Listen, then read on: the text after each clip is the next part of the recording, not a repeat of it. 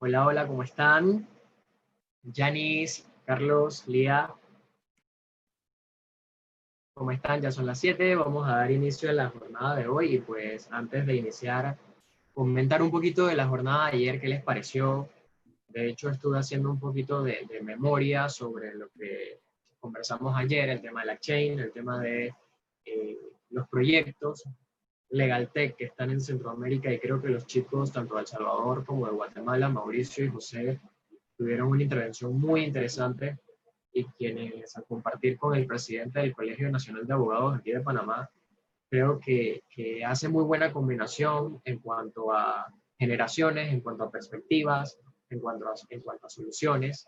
Entonces, valorando eso, destacar también la participación que hubo ayer y las preguntas que surgieron en función de qué aplicaciones o qué soluciones hay para ciertos temas, si blockchain específicamente debe ser regulado en los países. Entonces, creo que cada intervención tuvo anécdotas muy particulares y que generaron mucho interés de acuerdo con las respuestas y los comentarios que cada persona tenía. Entonces, hoy, valorando un poco el tema de seguridad y de eh, privacidad, creo que es un tema que está llamando mucho la atención. Desde hace algunos años comenzamos a ver aspectos como las filtraciones de información, desde el tema de Wikileaks, luego en algún momento el tema de los Panama Papers, más reciente el tema de los Varela Leaks, que nos afectó directamente a Panamá. Y pues creo que Anonymous ahora como que le puso la cereza al pastel y hoy nos encontramos en un nuevo dilema de seguridad por una parte y también privacidad de datos. Y pues para ello, hoy tenemos un panel bastante interesante con Carlos Alvarado de Frontera Security y Lía Hernández de Legalitech para compartir acerca de este tema. Y pues también le doy la bienvenida a Yanis, buen día, quien es abogada también de Buen Día y Guevara y forma parte también de IPADETEC. Y Yanis, coméntanos qué perspectivas o qué expectativas más que todo tienes antes de iniciar el panel de hoy. Bueno, definitivamente, Rodrigo, muchas gracias. No, el tema es un tema muy interesante. A mí en lo personal, este tema pues me llama muchísimo la atención porque ahora nuestras vidas, dadas las circunstancias actuales, pues está totalmente volcada a nuestra presencia online y entonces, eh, qué conciencia, qué tan conscientes nosotros estamos de nuestra seguridad y nuestra privacidad de nuestros datos dentro de la Internet, qué tan conscientes estamos de eso. Creo que cuando nos volcamos en este tema de empezar el teletrabajo, a usar estas herramientas, hemos visto también pues cómo hemos tenido disrupciones e interrupciones no solicitadas en estas herramientas que luego llamó la atención por lo menos de estas empresas que ofrecen estos apps de videoconferencia a subsanar estos errores. Y así también como tú mencionas, algo tan como las disrupciones en nuestras herramientas de trabajo grande como lo que está pasando ahorita con grupos activistas como Anonymous. Entonces, pues tengo muchas expectativas de saber realmente cómo nosotros vamos a nutrirnos de este distinguido panel sobre cómo vamos a cuidar nuestra ciberseguridad y cómo vamos a hacerle frente a esta realidad que ya llegó para quedarse. En efecto, totalmente de acuerdo. Y pues vamos entonces a dar inicio. De hecho, hoy tenemos también la intervención de Lía, la intervención de Carlos. También vamos a tener un tema relacionado con derecho al olvido. Entonces, vamos a dar inicio, Yanis, entonces al panel. Presenta a quienes van a estar conversando durante la noche. Sí, pues bueno, para mí es un honor. Ante todo, muy buenas noches a todos y bienvenidos a nuestro segundo día. Y vamos entonces con el tema ciberseguridad y privacidad. Y Lía Hernández, abogada, fundadora de Legal Hackers, capítulo de Panamá. Tenemos entonces, me gustaría empezar con Lía. Coméntanos acerca de tu experiencia en el tema de ciberseguridad y privacidad de datos, y para igual después, para Carlos brevemente, nos expliquen cuál ha sido su experiencia en estos temas para conocerlos un poco mejor. Muy buenas noches. Muchas gracias a todos los que se encuentran por segundo día consecutivo conectados en esta tercera edición del Computational Law Festival por Legal Hackers, capítulo de Panamá, y con la participación también de los capítulos de Legal Hackers de El Salvador, San José, Costa Rica y Ciudad de Guatemala. Muchas gracias, Yanis, y yo voy a dar un poco desde mi perspectiva legal y que también suele estar muy de la mano de la perspectiva técnica, y por eso tenemos a un experto en temas de ciberseguridad como Carlos aquí. La iniciativa de organizar este evento ha sido básica y exclusivamente para saber qué tipos de innovaciones legales y financieras van a ser pioneras o van a estar en la luz a partir del post el COVID y todo lo que ha implicado el uso de tecnología y sobre todo el manejo de nuestra información, porque eso de trasladarnos de manera tan abrupta, de trabajar físicamente del trabajo, hacerlo todo de manera virtual, ha generado una serie de implicaciones que muchas de las personas que trabajan por teletrabajo, los colaboradores, los empleadores no han tomado en consideración. Hemos tenido que adaptarnos todos de manera apresurada y de inmediata a esto. Es por eso que hay una serie de consideraciones no precisamente estipuladas o contempladas en la legislación panameña. Como saben, Panamá posee una legislación, Panamá consagra en su Constitución Nacional lo que es el derecho a la privacidad. El derecho a la privacidad que tal vez para algunos no sea tan preciado o no sea tan considerado porque creemos que el que no la debe no la teme. Esta es la respuesta o el comentario de muchas personas cuando les solemos hablar de lo importante que es tu privacidad. Y me dicen, pero si yo no lo debo, no lo temo, yo puedo compartir lo que me dé la gana en la red social, puedo mandar lo que sea por correo electrónico porque yo no tengo nada que ocultar. Sin embargo, la privacidad es un derecho inalienable del ser humano, es tan importante, y siempre pongo este ejemplo y lo pongo a colación, como lo es la libertad de expresión para los periodistas. En Panamá ustedes pueden ver de lo fuerte que es el sector del gremio de la prensa, y cuando hay algún proyecto de ley, alguna iniciativa legislativa que pueda vulnerar algún derecho inherente o concerniente a la libertad de prensa, a libertad de expresión, ellos enseguida actúan. Sin embargo, cuando se nos viola nuestra privacidad, son muy pocas las reacciones, y como los típicos ejemplos que ha comentado Rodrigo, hubo el caso de los Varela Leaks, hubo el caso de la filtración de una gran cantidad, que todavía no se confirma si fue realmente cierta, de información o datos de tipo de salud que estaban en posesión de la Caja de Seguro Social, y el ciudadano panameño todavía insiste en no tomar las medidas necesarias, medidas que no tienen que ser un especialista en seguridad informática como lo es Carlos para adaptarlas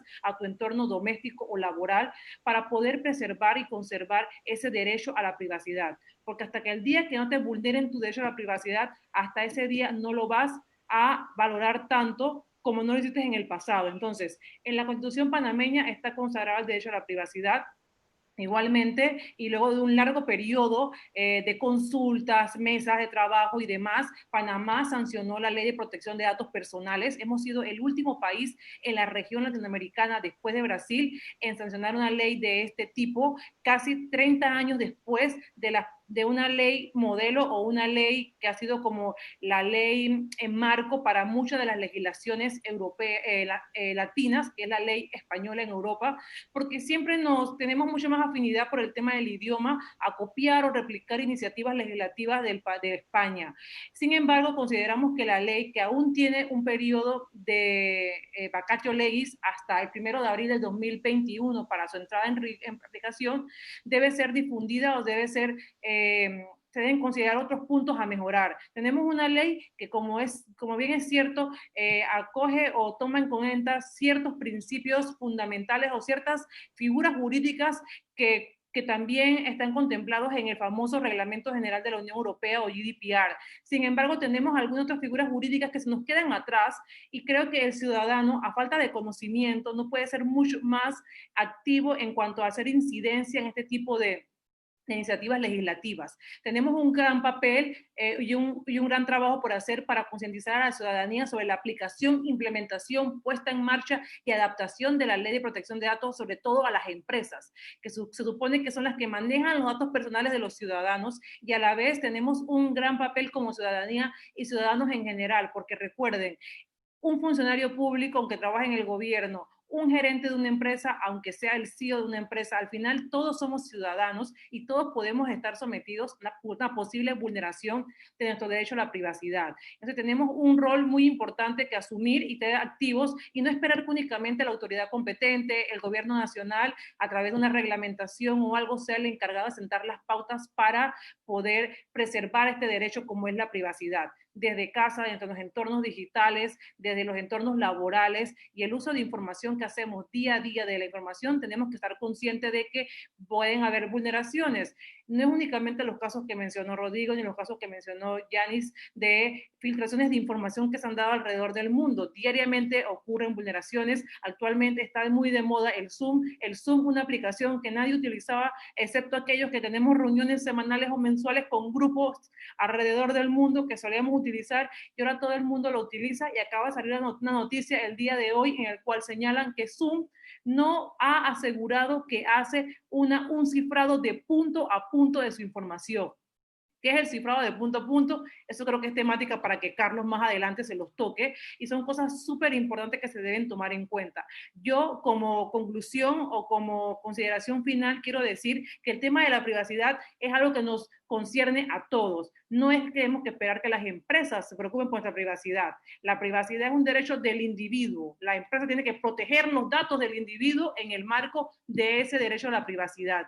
Y esa protección comienza por uno mismo, y me gustaría citar un texto que en el año 2014 lanzamos junto al Observatorio Iberoamericano de Protección de Datos. Lanzamos la llamada Declaración de la Ciudad de Panamá sobre el tema de identidad digital, y decíamos que no hay mejor remedio para evitar una violación a nuestra privacidad que la prevención. Prevenir para lamentar. Aquel acto, aquel movimiento en falso que realicemos en nuestras redes sociales con nuestro correo electrónico pueden perjudicar nuestra imagen digital o nuestra imagen a futuro. Así que por ahora me quedo con esta consideración y le doy la palabra a Carlos Alvarado, y cualquier consulta la pueden realizar a través del canal de chat de nuestro canal de YouTube. Muchas gracias. Sí, buenas noches a todos y muchas gracias por invitarnos a participar en este panel.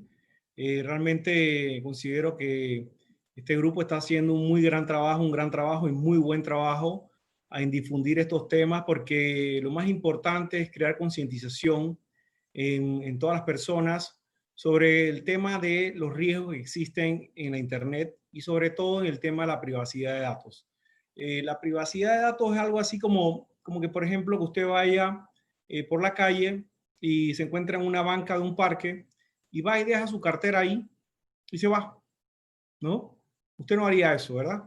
De esa misma manera usted no debe hacer con sus datos, no debe dejarlos públicos, no debe permitir que cualquiera acceda a ellos, porque eso es, primeramente, es su derecho, y segundo, porque esa información puede ser utilizada con otros fines, puede ser utilizada para clonar su identidad, puede ser utilizada para hacerle un fraude, para estafarle, para hacerle un phishing, para usar su equipo como un puente, por ejemplo, para atacar otros equipos. Ahora, en el caso de que, por ejemplo, está Anonymous con una nueva campaña relacionada a los eventos que se han dado en Estados Unidos recientemente, usted le puede llegar un enlace, un correo que diga, bueno, usted apoya la campaña de Anonymous, usted da un clic y posiblemente Anonymous le va a instalar lo que se llama una botnet en su equipo, y va a usar su equipo para ser parte de esta campaña de ataques. Porque realmente los grupos de hackers o activistas, como es un grupo como Anonymous, ellos no tienen tecnología. Ellos tienen la tecnología para plantar los malware, para enviar las campañas de phishing, pero ellos utilizan los equipos de terceros, porque de esta manera ellos no pueden ser detectados. Entonces es bien importante que no tome en consideración todos los temas relacionados a la seguridad de su información. La seguridad de su información es como si usted, por ejemplo, si no toma las medidas, es como si tú tuvieras una casa sin puertas, ni candados, ni llave, ni cerradura. usted no haría eso. De la misma manera, usted debe buscar la forma de proteger sus datos, porque definitivamente si usted no los protege, alguien lo va a tomar para otros fines indebidos. En adición a esto, usted debe realmente tratar de tomar las medidas del caso a nivel de sus equipos, de su información, dónde la coloca, dónde la almacena, de tal manera que usted esté seguro de dónde están sus datos, ¿no? Básicamente. Muchísimas gracias a ambos, definitivamente muy interesante. Ya sabemos, pues, la experiencia de ambos desde el punto de vista legal, desde el punto de vista técnico, y ambos llegan a la misma conclusión, que ahorita mismo el asset más importante que tiene un individuo son sus datos. Entonces, en esa misma línea, me gustaría que Lía nos explicara más en detalle en qué consiste la privacidad y seguridad para todas esas personas allá afuera que no están muy conscientes del tema por desconocimiento. Y luego, pues, Carlos, también desde el punto de vista técnico, ¿qué es la ciberseguridad?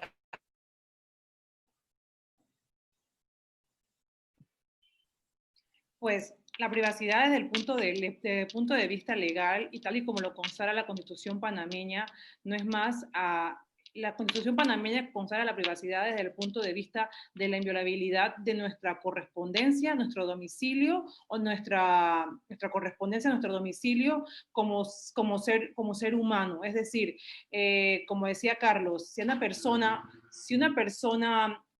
no tiene candados en su puerta, en las puertas de su casa, o no tiene verjas en las ventanas como usualmente tenemos en América Latina, creo que es muy posible que ella tenga cualquier posible vulneración a ese estado o a ese rincón o momento de intimidad, o sea, su momento de intimidad, porque tú puedes estar en la calle paseándote, pero de repente estar en tu entorno personal, en tu entorno íntimo, en tu hogar, eso es tu intimidad. Hay muchos derechos que están ligados al tema de la privacidad, como son el tema de la intimidad, el tema de la honra, de la imagen de una persona, y están sobre todo ligados porque cuando se da esa vulneración a la privacidad de una persona, ya sea de información suya que sea muy íntima, puede también violarse esos derechos. Cuando hablamos de privacidad, la gente suele decir, pero ¿cuál es la diferencia entre privacidad y protección de datos? Me gusta ser bastante didáctica en ese sentido y señalar que, por ejemplo, la privacidad es el derecho fundamental inalienable al individuo,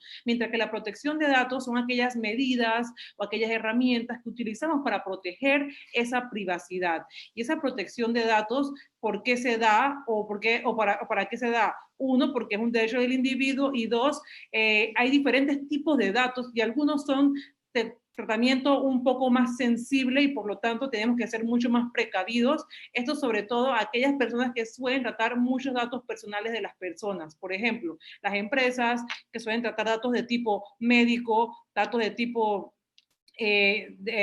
datos de tipos de salud, datos sobre la inclinación sexual de una persona, datos sobre la inclinación política, religiosa. Estos datos son llamados datos de tipo sensible. Y los datos de tipo sensible tienen una peculiaridad. La peculiaridad es que pueden ser utilizados por terceros para causar una discriminación.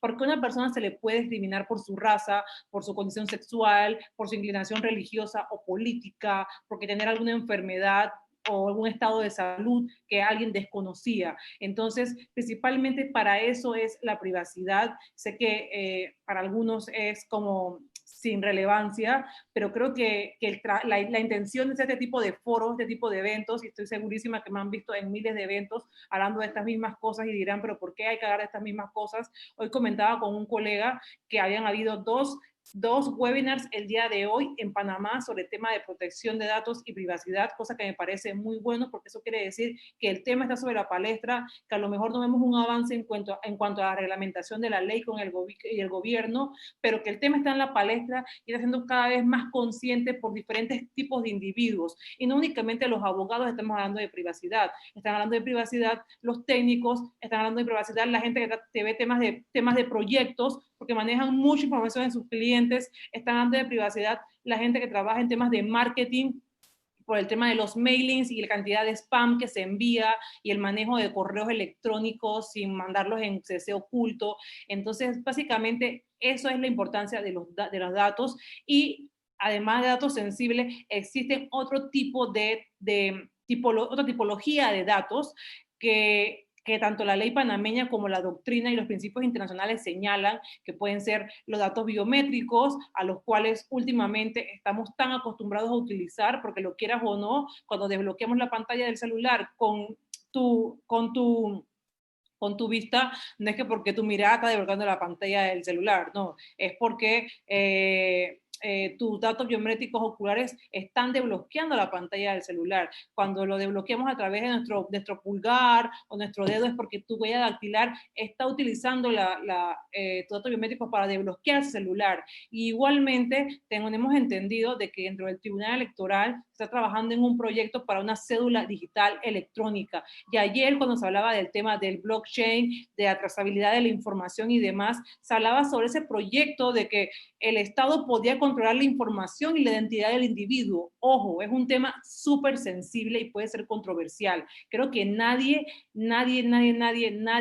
que no sea uno mismo, que es el titular de ese dato o esa información personal, puede ser quien trate, administre, domine o mueva tu información. Es decir, en la protección de datos también hay un principio básico y fundamental, que es el principio del consentimiento. Las empresas, los terceros, los individuales, hacen uso de mi información siempre y cuando yo les dé un consentimiento inequívoco, tal y como señala la Ley 31 del 2019 de Protección de Datos de Panamá, o un consentimiento que es el que me gusta más, consentimiento expreso, lícito e informado, que es el que señala el famoso Reglamento General de Protección de Datos de la Unión Europea. Por lo tanto, si tuviera que concluir algo o dar un breve resumen de esta intervención, yo diría, súper fundamental concebir dos términos, la privacidad y la protección de datos. La privacidad, nuestro derecho fundamental, la protección de datos, lo que realizamos, ya sea a través de medidas de seguridad, certificaciones, reglamentaciones, regulaciones o leyes internas de los países o de las regiones para proteger esta privacidad y los datos de los individuos. Súper importante la figura del titular del dato personal, es decir, tú mismo eres quien puede decidir qué hacen los terceros con tu información. Por eso que hay personas que se alucinan cuando ven que una red social hace un uso indebido de tu información, o un banco y su corporación hace un uso indebido de tu información, pero es que tú tácitamente le diste ese consentimiento porque no leíste los términos y condiciones y te adheriste o te suscribiste a todos. Como tercer punto, el tema de distinguir la tipología de datos personales y saber que unos tienen un tratamiento distinto y requieren medidas de seguridad mucho más robusta con respecto a otro. Y el consentimiento, que está muy de la mano del tema del titular del dato personal y que debe ser inequívoco según la ley panameña y según la ley europea, debe ser expreso, lícito e informado. Así que esas son mis consideraciones sobre la definición legal de lo que es un dato personal, Yanni. Muchas gracias, Lía. Y entonces, en ese mismo aspecto, me gustaría entonces también que Carlos nos explicara ciberseguridad, porque ya vemos la importancia que tienen nuestros datos personales a nivel, incluso que el tema está a nivel de legislación. Entonces, ¿cómo entra pues la ciberseguridad en juego para proteger? ¿En qué consiste? Sí, mira, básicamente la ciberseguridad son todas las medidas que uno puede tomar para garantizar la privacidad y la protección de los datos. Con relación a todo tipo de ciberataques que se pueden dar, ataques maliciosos, implantación de malwares. La seguridad de la información como tal se basa en tres pilares. Primeramente, lo que es la disponibilidad de la información, la integridad y la confidencialidad. En el caso a nivel empresarial, digamos, se toman muchísimas más medidas con relación a lo que es la protección de los datos, lo cual nos impacta a nosotros, porque una cosa son las medidas que nosotros podemos tomar como individuos para proteger nuestros datos, y otra cosa son las medidas que deben tomar las empresas que nos brindan servicios a nosotros. Toda empresa que almacene información nuestra a partir de la entrada en vigor de la nueva ley de protección de datos, que está, digamos, bastante alineada con lo que es la normativa GDPR que mencionó Lía hace unos momentos de la Unión Europea. Implica que la empresa que le va a brindar un servicio a usted, que va a almacenar su información, tenga que decirle, primeramente, pedirle autorización para almacenar sus datos. En segundo lugar, decirle para qué los va a usar. En tercer lugar, informarle o pedirle su autorización para poder correr procesos donde sus datos van a ser analizados para inferir información. En cuarto lugar, en quinto lugar, está el hecho de que usted puede pedirle a esa empresa, a esa organización, que en un momento dado, después que ha finalizado su relación comercial con ellos, que sus datos sean borrados, que sus datos no permanezcan en las bases de datos de esta empresa de manera indefinida. Entonces, por ende, toda organización, hay dos caras a la moneda. Lo que son las medidas que nosotros como individuo podemos tomar y están las medidas que debe tomar una organización para proteger nuestros datos. Entonces, para eso es lo que se crea la ciberseguridad. La ciberseguridad, pues, dentro de todas las organizaciones hoy día se están estableciendo áreas de ciberseguridad desde hace varios años que se encarguen de implementar las mejores prácticas. ¿Esto qué conlleva? Conlleva primeramente la adopción de estándares de metodologías, por ejemplo, como la normativa ISO 27001, que es de seguridad de la información, como la normativa de ciberseguridad, como la normativa relacionada a la gestión de lo que es respuesta a incidentes de ciberseguridad. Por ejemplo, toda organización que esté, digamos, alineada con un proceso de protección de datos, en el instante en que sufre una brecha, debe tomar una serie de pasos para poder garantizarle a usted que sus datos que fueron expuestos no le vayan a perjudicar. Y si usted es perjudicado, sea resarcido por ello. Entonces, todas esas medidas son las medidas que toma una organización que van desde proteger los accesos de la red, proteger los accesos a los datos, cifrar todas las comunicaciones, es decir, que los datos vayan enmascarados de una forma en que no puedan ser visibles a un tercero,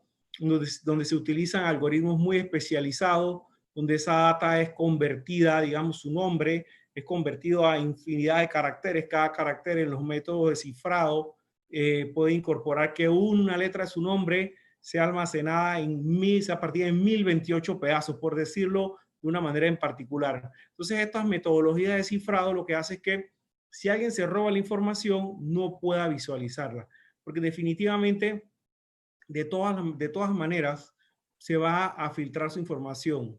No es, digamos, que si me va a pasar o no, sino es cuándo. El tema es que cuando ocurra, usted esté preparado para reaccionar como organización, usted esté preparado de tal manera de que pueda gestionar esta crisis, la comunicación con los diferentes sus clientes y otras entidades. Si, por ejemplo, usted tiene que cumplir con normativas, por ejemplo, hay normativas ya relacionadas a la ciberseguridad, por ejemplo, las empresas que manejan tarjetas de crédito tienen que cumplir con una normativa que se llama PCI y eso implica una certificación muy especializada y si usted viola esta normativa, usted puede perder el derecho a procesar tarjetas de crédito de clientes. Entonces, realmente, para recapitular, la ciberseguridad son todas las medidas que debe tomar una organización para proteger la privacidad de los datos de sus clientes. Y también usted como individuo. Usted como individuo puede tomar todas las medidas del caso, ya sea, por ejemplo, poner un antivirus en su computador, si quiere poner un firewall en su casa. Digo, cada día más vamos a tener que tomar medidas más estrictas. ¿Por qué razón? Porque antes, yo no sé si usted acordarán, pero cuando salió la internet en Panamá, yo tendría como 22 años, una cosa así, y bueno, había una computadora en la casa que se conectaba con un módem y el que quería usar internet iba a esa computadora en la casa. Luego vino el Wi-Fi y se expandió a más equipos. Entonces pasamos de tener un equipo conectado a internet en las casas a tener 3 equipos. Después vinieron los Smart TV, los PlayStation, todos conectados a internet. O sea que hoy día ya tenemos 10 equipos en las casas conectados a internet. Ahora están las cámaras, ahora tenemos 15 equipos conectados en una casa a internet. Y ahora que viene el 5G y todo esto, y la robótica y la inteligencia artificial, posiblemente, por ejemplo, el 5G está creado para poder conectar por metro cuadrado más de 1000 equipos. O sea que en un metro cuadrado ellos pueden conectar más de 1000 equipos a esa red. ¿Por qué razón? Porque la cantidad de dispositivos que van a estar conectados a la Internet va a ser en el año 2025 más de 50 billones. ¿Qué implica esto? Esto implica que si estos dispositivos no están protegidos apropiadamente, pueden ser tomados por hackers para lanzar ataques. O sea, un grupo de cibercriminales hace como 2 años tomó control de 9 millones de dispositivos de este tipo, de Smart TV, cámaras, etcétera, PlayStation, y con eso hizo un ataque a la compañía que protegía a Facebook, a WhatsApp. Ustedes no sé si se acordarán, pero hace como 2 años todo el mundo se quedó paralizado. No había Netflix, no había Instagram, no había Facebook, no había WhatsApp, no había nada. Solo con 9 millones de dispositivos que ellos controlaron. Imagínense si ellos llegan a controlar 1 billón de dispositivos, ¿qué pasaría? Entonces, nosotros tenemos que ser responsables en tomar las medidas de control en nuestros equipos, también no estar navegando en páginas que no son adecuadas, que nos puedan infectar nuestros equipos, cifrar nuestra información, que la perdamos nuestras fotos, o que nos sean sustraídas nuestras fotos y sean publicadas, ¿no? Las personas que tengan fotos un poco íntimas pueden ser vulneradas en ese aspecto.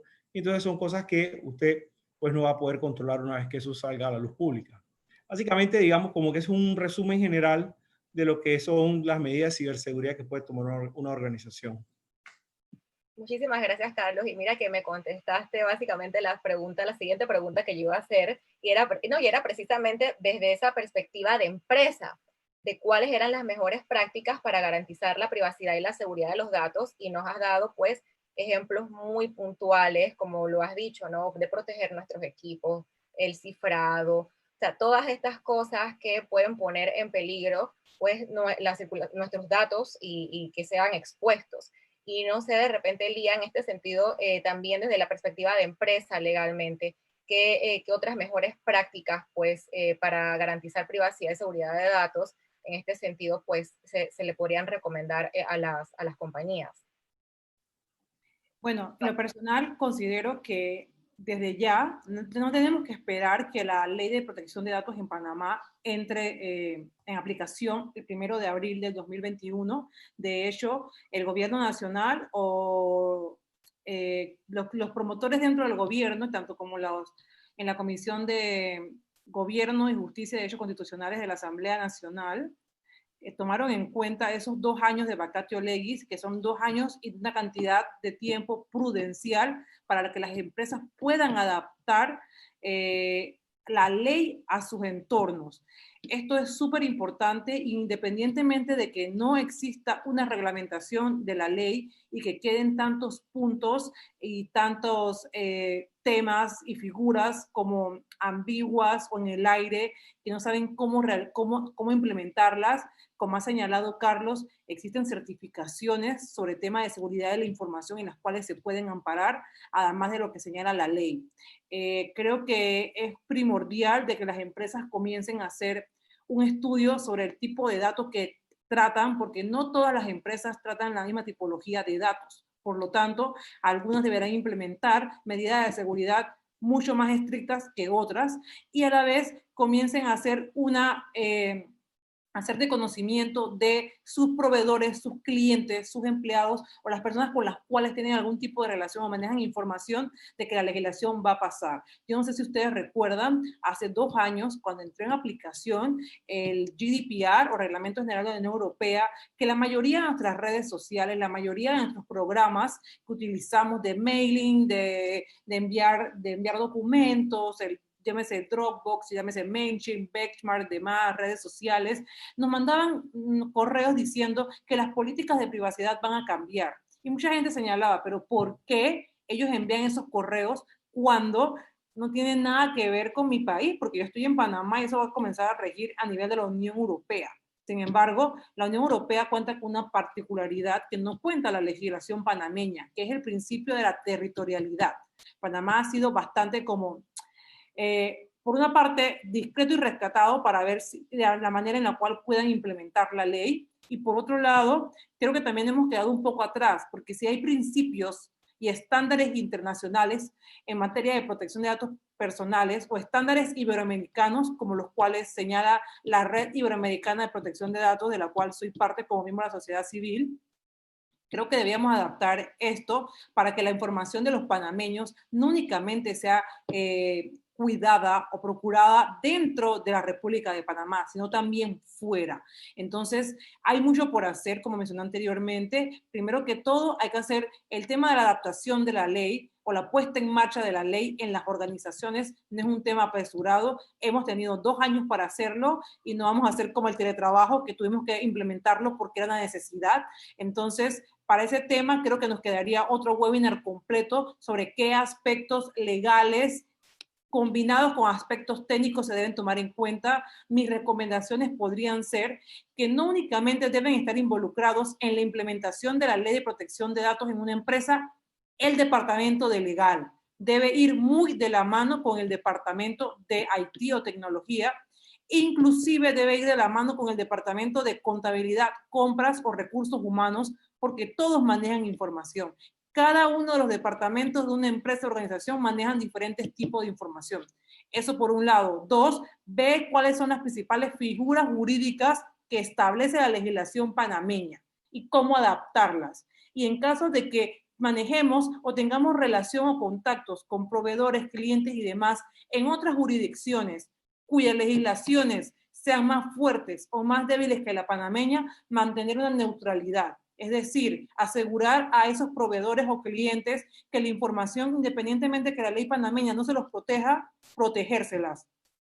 Y además, tener súper en cuenta el tema de las medidas de seguridad o implementos en la tecnología que se va a invertir. Muchas veces las empresas invierten de manera apresurada en tecnología, la cual no necesitan o no es para la cantidad de empleados o personal que manejan. Deben hacer también con su personal de IT como un estudio en cuanto a ello para saber en qué se va a invertir, porque como les dije anteriormente, los diferentes tipos de datos necesitan diferentes medidas de seguridad. Y también evaluar la posibilidad de que las empresas cuenten con un Data Privacy Officer o un delegado de protección de datos. Esta es una figura que incorpora la legislación europea, la panameña no. Sin embargo, en Panamá, y a raíz de la ley de cumplimiento normativo, se exige de que haya un oficial de cumplimiento normativo, no únicamente en las entidades financieras o bancarias, sino también en otro tipo de entidades. Entonces, en este caso no es obligación, pero su organización es una organización muy grande que maneja muchos datos y que posiblemente vayan a haber muchos titulares de datos o muchos ciudadanos pidiendo el ejercicio o reivindicación de sus derechos ARCO. Sería justo y necesario de que pudieran hacerse directamente a una sola persona y que no se vayan a hacer a personas de manera indistintas, porque en una empresa no todo el mundo trata o trabaja con el mismo tipo de información o requerimientos. Así que esas serían mis principales recomendaciones a las empresas para la correcta implementación y adaptación a esta ley que entrará a aplicarse en el mes de abril del 2021. Muchísimas gracias, Lía. Y en ese orden de ideas, Carlos, me gustaría que nos pudieras, detallar pues muy puntualmente, para pasar a la siguiente pregunta, muy puntualmente, ¿cuáles son las medidas de ciberseguridad que las empresas, digamos, en estos momentos, en tu experiencia, están implementando?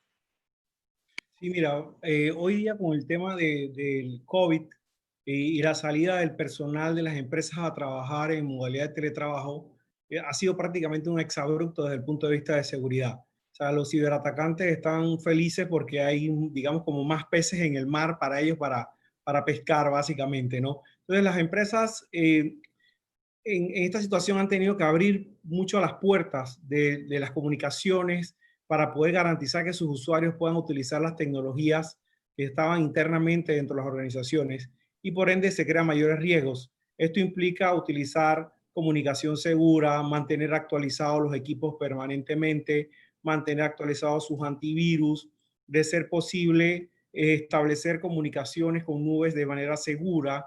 Y para ello es importante que las organizaciones también adopten metodologías y marcos metodológicos, porque como decía Ali hace un momento, no es solo un tema de tecnología, es un tema de personas, procesos y tecnología. Si no van de la mano estas tres cosas, lo más seguro que el proyecto sea un fracaso. Y para eso es importante adoptar guías. Hay una guía muy interesante que se llama el Cyber Security Framework, que tiene solo 5 pasos muy específicos y que pueden ayudar a las organizaciones a poder habilitarse de manera rápida ante estas situaciones, que son sencillos, por ejemplo, identificar cuáles son sus activos tecnológicos, establecer cómo los va a proteger, establecer cómo los va a monitorear, establecer cómo los va a defender y cómo va a restaurar los servicios a los clientes ante una situación de un ciberataque. Entonces, digamos que son medidas puntuales que se pueden tomar y posteriormente, digamos, como que esto hay que partirla en 3 fases, ¿no? Digamos, el now, el ahora fue salir corriendo a la casa, ver cómo trabajamos. El next es, bueno, ¿cómo vamos a regresar ahora? Van a regresar quizás equipos infectados, equipos con ransomware, equipos con malware de las casas, de las redes que no están protegidos los colaboradores. Entonces ahora hay que planear ese retorno a la oficina de manera segura. Y viendo a futuro, bueno, ¿sabes qué? Vamos a tener que ir a modalidad de teletrabajo, prepararnos mejor, implementar todas las medidas para que en una contingencia como esta podamos hacerlo de manera ordenada y segura. Entonces, como que son esos 3 estadios que debemos nosotros tomar en cuenta ante esta situación. Muchísimas gracias, Carlos. Y bueno, vamos con las preguntas que nos están llegando. Y nos cuenta Stephanie Muñoz desde El Salvador, y está relacionado con la siguiente pregunta, de hecho, que les voy a hacer. Parte de la protección de datos es la identidad de los contagiados, sobrevivientes y fallecidos por COVID-19 en razón a la discriminación y estigmatización. Y precisamente han surgido a raíz de la pregunta que nos hace Stephanie, estas soluciones para controlar la situación, por ejemplo, sistemas de biovigilancia térmica. Entonces, ¿cómo esto impacta la privacidad de los datos personales versus la bioseguridad pública? ¿Cuáles son los dilemas éticos que existen para poder contestar esta pregunta? Lía, si nos puedes entonces contestar, y luego pasamos con Carlos. Ok, voy a ser bastante breve en mi intervención y voy a ponerme mi sombrero de activista digital y no mi sombrero de abogada. Y en mi sombrero de activista digital debo decir que muchas veces nuestros gobiernos invierten demasiado dinero en tecnología, la cual puede ser invasiva a la privacidad. Y que nos venden la idea de que esta tecnología se utiliza con un fin que es el fin de la seguridad ciudadana. Pero no deberemos confundir la seguridad ciudadana con una violación a los derechos de los individuos como puede ser la privacidad. Un derecho que nos falta muchísimo más, sobre todo en un país como Panamá, de ser consciente de lo importante que es.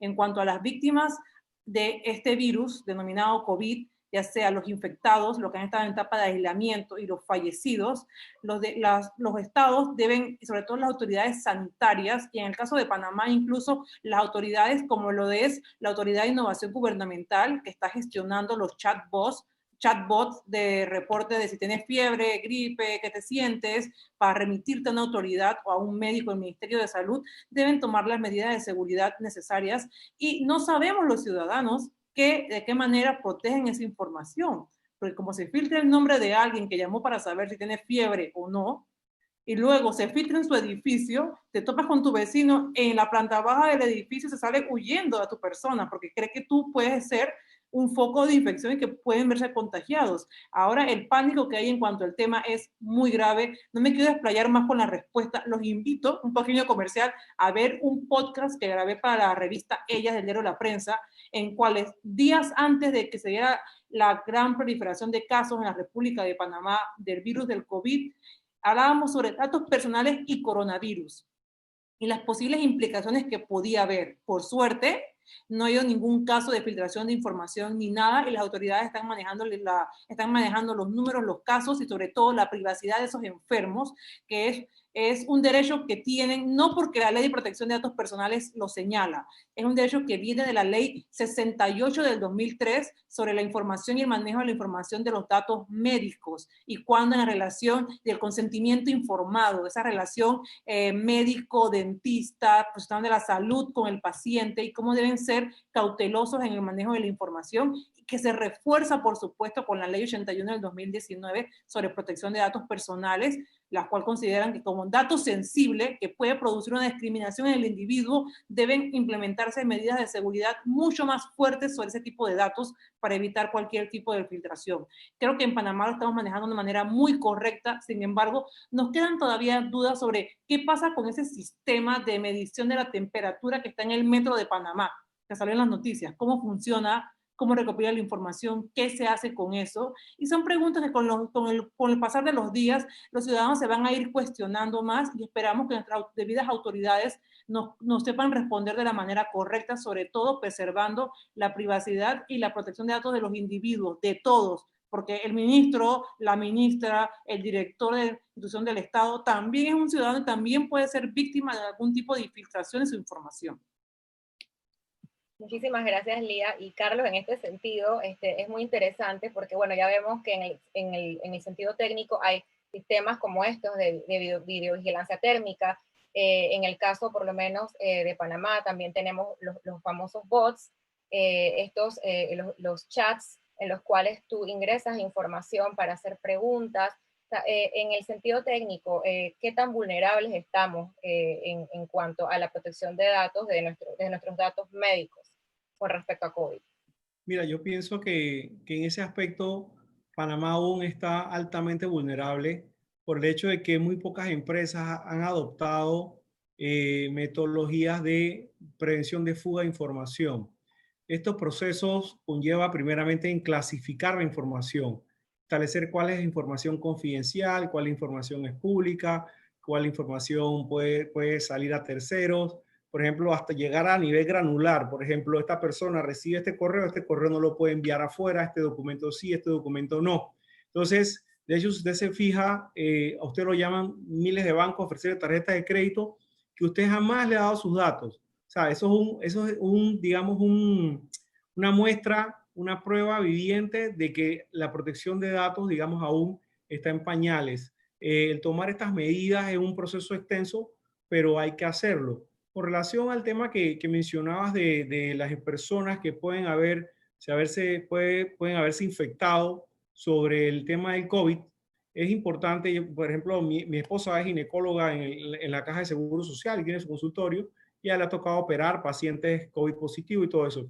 Y ella me cuenta que, por ejemplo, lo que son pacientes de VIH, en los expedientes del paciente jamás se pone el término VIH. Se utiliza un código que ellos saben, ella nunca me lo ha dicho, no sé cuál es, pero es un código que si alguien toma ese expediente, jamás se va a ver que esa persona era VIH positivo. De igual manera, quizá habrá que hacer con los pacientes COVID, que solamente el médico que ve el expediente lo puede saber, porque realmente sí se pueden dar casos de discriminación, que las personas te salgan huyendo, nadie quiere estar cerca tuyo y demás, ¿no? Y es un tema bastante delicado para la persona que ha pasado por una situación tan compleja después de ser discriminado por la misma, ¿no?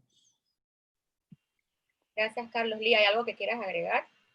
Sí, quería agregar ese punto súper importante que mencionó Carlos, que era sobre el tema de los datos de tipo financiero.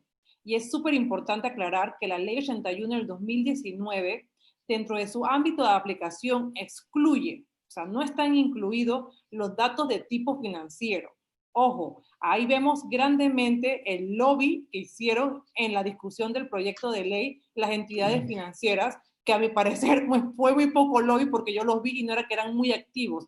Pero ahí se ve básicamente cuáles son los intereses que realmente importan en el país, y me vuelvo a poner el sombrero de activista, porque independientemente de que yo use el banco y que yo invierta en un banco y que tenga mi cuenta y mis intereses, mis pasos fijos y demás, ahí se ve cómo esa información, quiénes son las empresas que más utilizan los datos personales de los individuos y quiénes son las empresas que pueden tener una pérdida al ponerse medidas o legislaciones estrictas y muy rígidas en cuanto a la protección de los datos de la información de un individuo. Las entidades bancarias y financieras, que en su mayoría están de una manera u otra ligadas o relacionadas con otros tipos de empresas. No únicamente un banco puede que esté parte de otro grupo corporativo, que haya un hotel dentro de ese grupo corporativo, está haciendo un intercambio de la información. Así que ojo con eso, porque a partir de la promulgación de la ley, creo que ese es el tema que principalmente, y cuando hacemos una conferencia, alguna charla, el tema que siempre sale a relucir y que la mayoría de las personas señalan es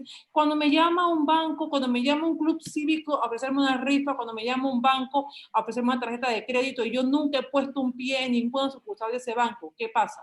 Ese tipo de datos va a quedar fuera, excluido de la aplicación, del ámbito de aplicación de la Ley 81 del 2019. Así que hay que ser mucho más conscientes y recordarse leer la letra pequeña de los contratos bancarios.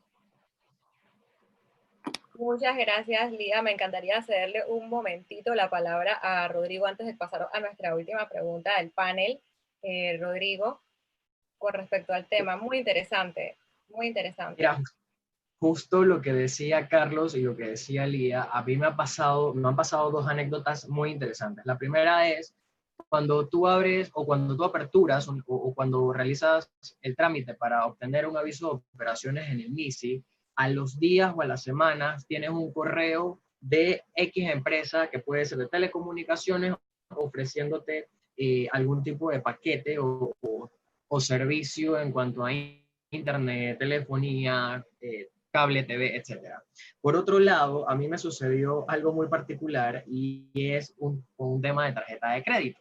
Sucede que yo ya me contactan de un banco, yo les digo que tengo interés en una tarjeta de crédito y resulta que dentro de los requisitos que me piden, bueno, en ese banco no cumplía, pero durante la tarde de ese mismo día resulta que me escribe por WhatsApp, ojo, la hermana del muchacho que me había contactado y eran de bancos distintos. Y me dice, no, es que mi hermana me acaba de decir que usted está interesado en una tarjeta de crédito. Y yo, hey, aguántate. ¿Cómo pasó mi dato o mi número de teléfono y por WhatsApp de un banco a otro? Yo digo, si la ley de protección de datos estuviera habilitada en este tiempo, yo creo que yo gano esa demanda fácilmente y contrato a Liga de Abogada. Me encantaría poder asesorarte judicialmente. No me dedico al tema de litigios, pero sí sé que hay abogados que a la fecha se están, incluso colegas que conozco, que se están instruyendo muchísimo sobre el tema de cómo voy a hacer para poder recurrir en caso de una violación a mi derecho a la privacidad, a mi derecho a la protección, en el marco de la ley de protección de datos personales. Y eso es un tema súper importante que también podemos tratar en algún otro foro de cómo recurrir a que se dé una preservación de ese respeto a ese derecho fundamental que se da a través de una acción de amparo de garantías constitucionales, pero que muchos abogados no nos dedicamos al tema, pero es súper importante y el ejemplo que tú has puesto es algo muy típico y no creo que seas la primera ni la última persona que le vaya a pasar. Esperemos que con el tema de la aplicación de la ley los estándares de las entidades bancarias y crediticias queden mucho más claros y hagan un mayor respeto de la información que les suministramos, porque somos sus clientes, pero a la vez, como saben, la data es poder, la data es el nuevo petróleo, como dicen por ahí, y no es mentira. O sea, las empresas ya no quieren cobrarte algo, las empresas con tener tus datos, tus gustos, tus aficiones, con eso ya hacen inteligencia de datos y saben cómo poder venderte o llegarte o sacar algún provecho económico del mismo.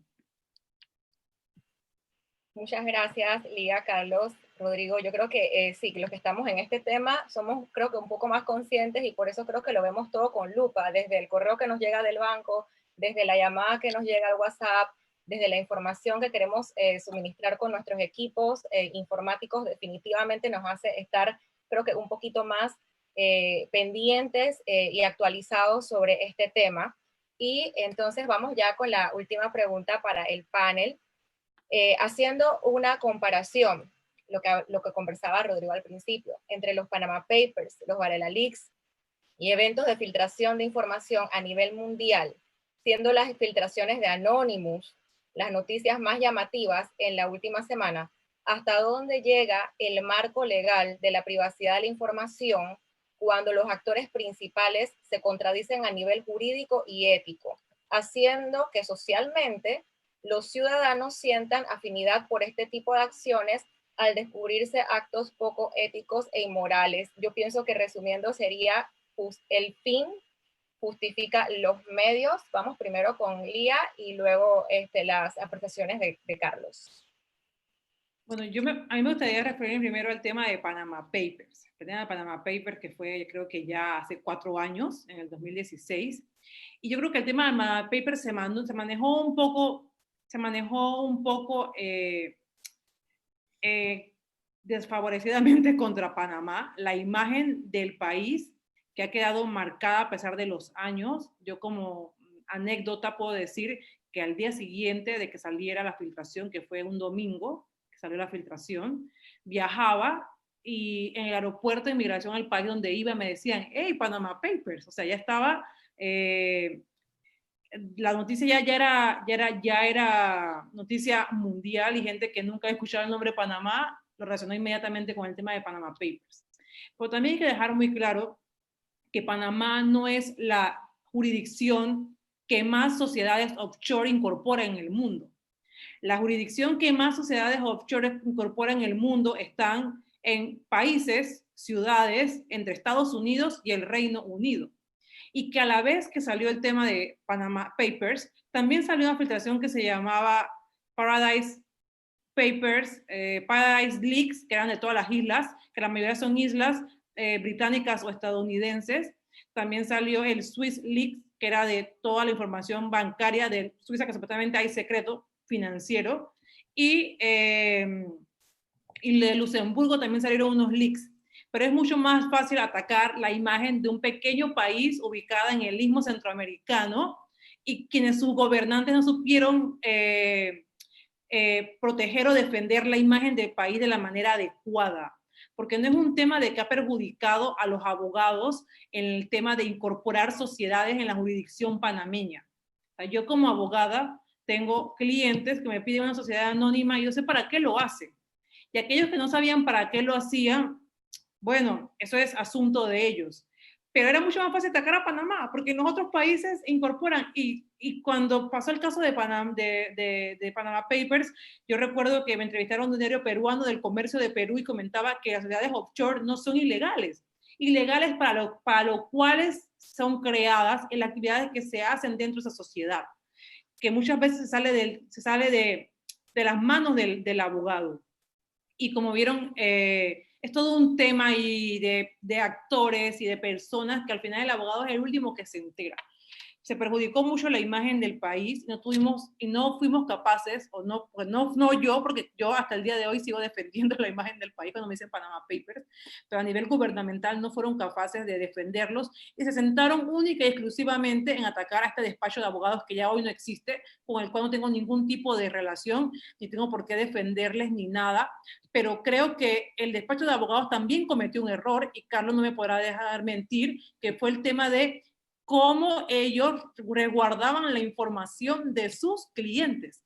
Se supone, y el Código Civil panameño señala que tú tienes el deber en el ejercicio de tu profesión de ser como un buen padre de familia, con respecto a tus clientes, con respecto a las actuaciones que tú realices y demás, y la manera en cómo recordaban la información era muy vaga. Yo he comentado con colegas el tema de tecnología y me decían que utilizaban unos sistemas, ¿por qué? Por el tema de no querer invertir en información, en equipos, en infraestructura y en tecnología que protegiera esa información. Ese fue el error de la difunta firma de abogados Mossack Fonseca. Entonces, pero luego se manejó de una manera totalmente distinta. Se manejó de una manera allanando las oficinas en Panamá, las oficinas de representación en Perú, en otros países de la región, y fue un poco como para desviar la información. Creo que nadie ha escrito un libro sobre qué fue lo que realmente pasó dentro de Mossack Fonseca, que sería muy interesante, más interesante que la película que salió en Netflix sobre el tema. Pero ahí quedan muchos temas sueltos. El tema de seguridad de la información. Mossack pecó grandemente en cómo se hizo esa filtración y con el respeto del gremio de periodistas que participó en esa investigación, entre comillas, porque para mí no fue una investigación, para mí fue una filtración. Te llega una cantidad de datos y tú como periodista o como tecnólogo tienes las herramientas necesarias para poder hacer un manejo de esos datos, analizarlos, clasificarlos y darte cuenta de que el rey de España, Messi, Macri, Cristina Kirchner, el rey de Pakistán, no sé, todos tenían offshore en Panamá, pero seguramente los señores Mossack y Fonseca no sabían. Entonces también fue como venimos a la imagen del país y desde entonces como país nos hemos dedicado a hacer y cumplir todas las normas que la OECD dice y los organismos internacionales financieros para complacer y limpiar esa imagen. Ojo, yo soy súper de la idea que esa sobreregulación no hace bueno para poder fomentar el tema de la economía en el país y que esa sobreregulación también bloquea otras áreas como son la innovación. Si queremos convertirnos en ese famoso y tan codiciado ese título que hace más de 15 años suena en todos los discursos gubernamentales panameños de Panamá Hub Digital, debemos comenzar a ver mucho más allá de esas barreras que se nos han impuesto para hacer ese hub digital, y debemos pensar en qué estamos haciendo mal y qué estamos haciendo, como el tema del recurso humano, el tema regulatorio, el tema de los procesos, el tema de la tecnología, todos son un conjunto para poder llegar a eso. Entonces, creo que me he ido un poco del tema de los Panama Papers a cómo podemos mejorar y limpiar esa imagen, y a lo mejor deja de ser ese país que todo el mundo conoce por el canal, por Mano de Piedra o por Panama Papers, porque así es como se nos conoce en el mundo, y por una filtración que fue, no que alguien hackeó la computadora de Mossack, no, imposible, ahí ya la cantidad de terabytes de información para poder, la conexión de internet, la banda ancha de la oficina de Mossack Fonseca no daba para que alguien tuviera pasando información y toda la cogiera. Necesitaban 3 meses para pasar información y que esté todo el personal con el internet bloqueado y a velocidad super slow motion, ¿sabes? Entonces, estos temas creo que los podía profundizar Carlos desde su punto de vista técnico, y me corregirás porque soy abogada, no soy de tecnología, pero intento como investigar y nutrirme y tener conocimiento de cómo nuestra profesión se puede ver vinculada, y eso es la idea de este evento también, mezclar la intersección entre el derecho y la tecnología. Muchas gracias, Lía. Y bueno, sí, Carlos, sería muy interesante, pues, nos pudieras profundizar en ese aspecto, porque, digamos, esto fue un trauma nacional. Aquí mucha gente juega a ser, digamos, el Robin Hood moderno, pero al punto de que muchos bufetes tuvieron mucho miedo de mantener, porque no se entendía el tema de qué ibas, como dice Lía, si era una filtración, si era un hackeo de los sistemas, tenía el trauma, el miedo de mantener la información en las nubes, cómo traerle paz a estas empresas, ¿no? En ese sentido, cuando tenemos este tipo de eventos y este tipo de activistas, periodistas, que están en búsqueda de hacer noticia con los datos y claro, todos los dilemas éticos que surgen a raíz de este tipo de actuaciones. Sí, mira, el caso de los Panama Papers es un caso que realmente a mí me apasiona mucho, porque como 1 año y medio antes de que sucediera, y si estuviera por ahí el que era el director de tecnología de ellos, Luis Martínez, se lo podría confirmar, nosotros estábamos probando un sistema de ciberinteligencia aquí en Panamá, que se conectaba a la dark web, y encontramos mucha información de empresas panameñas que se estaba vendiendo, expedientes de clientes de banco, de casas de valores, y encontramos una información que estaban pagando alrededor de $2 millones por la información de ellos. Y nosotros fuimos allá y les dijimos, mira, encontramos esto, creemos que ustedes deben tomar las medidas del caso. Y ellos pensaron que era pues un cuento, ¿no? Básicamente, ¿no? Y bueno, ahí se convirtió en historia, de cuento pasó a historia, ¿no? En resumen, y lo que pasa con ellos, pues básicamente es que, como bien dice Elía, pues la información tuvo que ser sustraída por un insider. Yo pienso que esto fue un trabajo muy bien planificado, donde pudieron infiltrar a alguien dentro de la organización y pudieron sustraer, copiar directamente de los discos de donde estaba la información almacenada, todas las imágenes de estas sociedades constituidas. De hecho, ellos tenían una empresa aparte que había desarrollado un sistema de imagen y de workflow, o sea, que era la que realmente manejaba la data, no era directamente del buffet. Entonces, ellos, su modo operandi era como que ellos franquiciaban a bufetes que podían comercializar estas sociedades, y que ellos realmente no tenían control de realmente quién las había adquirido, ¿no? Sin embargo, pues yo pienso que el grupo de periodistas que recibió la información fue como una bomba de humo. Detrás habían otras intenciones, más allá de ser una investigación periodística. Creo que el objetivo era que Panamá dejara de producir este tipo de sociedades y llevarse ese negocio a otros mercados. Entonces, bien, aquí los bufetes de abogados todos entraron en pánico. y realmente pues lo que empezaron a tomar medidas, algunos, no todos, fue de poder contar con sistemas de prevención de fuga de información, clasificar la información, cifrado de la información, cifrado de sus respaldos, porque no solo los bufetes en gran mayoría fueron atacados desde el punto de vista de tratar de sustraer información. Muchos otros bufetes fueron contaminados con lo que se conoce como un ransomware, que es un malware que cifra todos los discos de sus equipos.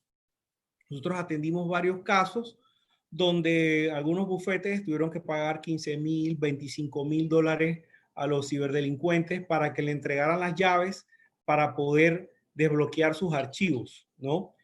Si bien es cierto, como la pregunta se enfoca en el hecho de que si esto se justifica o no se justifica, realmente los grupos como Anonymous, lo que pasa es que hay tres diferentes grupos. Están los grupos que son los activistas, están los grupos que trabajan en temas geopolíticos, gobiernos, que tienen su ejército de hackers, y ya son lo que son los grupos de cibercriminales que son parte del crimen organizado, ¿no? Cada uno tiene su diferente foco. El crimen organizado lo que busca es vender tarjetas de crédito, vender expedientes de personas para poder clonar identidad, extorsión y demás. Los grupos a niveles de gobierno son ataques a niveles de gobierno donde sustraen información de un país, atacan los sistemas de infraestructura crítica de otro país. Y a los activistas lo que buscan es básicamente hacer notar situaciones que están siendo ocultadas. Entonces, si bien es cierto, no se justifica, pero lo que está pasando en el mundo hoy día es que estamos viviendo en un mundo donde la información no nos es develada. Digamos, como que estamos en el oscurantismo. Entonces, estos señores vienen y ponen a la luz la información que realmente se debiera saber. Entonces, queda como en una línea gris esto, por el hecho de que la información es valiosa para los ciudadanos, porque podemos darnos cuenta de situaciones que están pasando, pero a su vez, la forma en que se obtiene, de hecho, no es legal, no puede ser utilizada para entablar un caso legal contra nadie. Olía me corregirá, pero yo entiendo que si una información es robada y no se toma como de forma debida la prueba, no puede ser utilizada en un caso legal. Así que prácticamente al tomarlo una organización como esta y hacerla pública, básicamente invalida el hecho de que se pueda establecer un caso legal, desde mi perspectiva, contra esta organización que cometió ese delito. No sé, Elías, y si tú quieres comentar un poco de esa parte, ¿no? No, estás clarísimo desde el punto de vista legal. No es que nosotros nos podemos, y para ser un poco más como coloquiales, no es que yo me pueda tomar la justicia por las manos y decir, encontré una prueba y la llevo, la presento ante un proceso para que se levante una información. Creo que todo forma parte dentro de un proceso judicial e incluso con el cambio del sistema inquisitivo en Panamá al acusatorio, también la forma de recabar las pruebas ha cambiado. Repito, no soy litigante, manejo lo básico en temas de procedimiento, pero tal como dices. Muchas gracias, Lía Carlos. Definitivamente una pregunta para cerrar muy, muy interesante. Y definitivamente, y bueno, como comentan algunos de nuestros asistentes en nuestro live de YouTube, es un tema de ética profesional, es un tema en el cual nos ha traído también consecuencias, castigos por parte de organizaciones gubernamentales foráneas, debido a que este tema, ya la ética no se cuestiona, sino que ya la información salió a la luz y eso queda relegado básicamente. Entonces, digamos, el fin no justifica los medios. Hay información, como dice Carlos, que está oculta, pero asimismo, como el público en general no entiende a veces de qué van estos temas, entonces, digamos que una actividad como la que estaba haciendo la firma de abogados y todas las firmas de abogados quedan entredicho y cuando no había ilegalidad alguna. Entonces, digamos que estas son las consecuencias de cuando se pierde de vista la ética versus el develar información y la manera en que se devela esta información. Muchas gracias, Lía y Carlos, por su participación. Y ahora le voy a ceder la palabra a Rodrigo.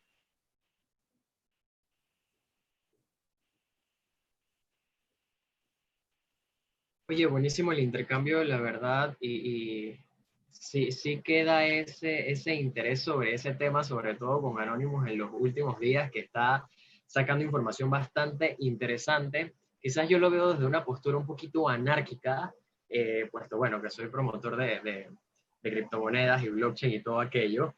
Sin embargo, viéndolo desde esta perspectiva, más que todo que sale a relucir la falta de ética, porque si bien es cierto, voy a poner el caso propiamente de Anonymous, se está develando información o se están develando a ciertos temas relacionados con algo conocido como el Pizzagate, donde se ven personas de Hollywood, presidentes, etcétera, involucrados, pero entonces, si esto no es, no es utilizado como prueba, pero sí queda esa duda de si en efecto estas personas están involucradas en estos hechos. Entonces, sí es interesante también ahondar en eso cuando, bueno, más adelante cuando tengamos esa oportunidad y podamos eh, invitar incluso especialistas en esa materia, porque sí queda ese dilema ético y hasta dónde la privacidad puede ser, digamos, entre comillas, violentada o no, cuando son este tipo de casos, donde se involucran aspectos ilegales, pero realizados por personas que son los que emiten regulaciones.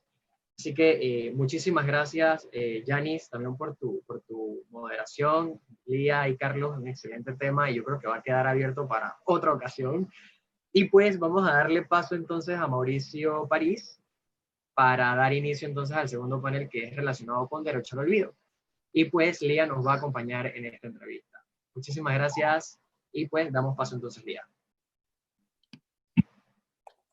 Muchas gracias, Rodrigo, y vamos a esperar que Mauricio se conecte. Aquí estoy, hola, ¿qué tal? Buenas, pues muy buenas noches también en Costa Rica, Mauricio. Quisiera presentar a Mauricio París. Él es el Managing Partner para Centroamérica y el Caribe de la firma de Telecommunication, Media and Technology SIH Legal.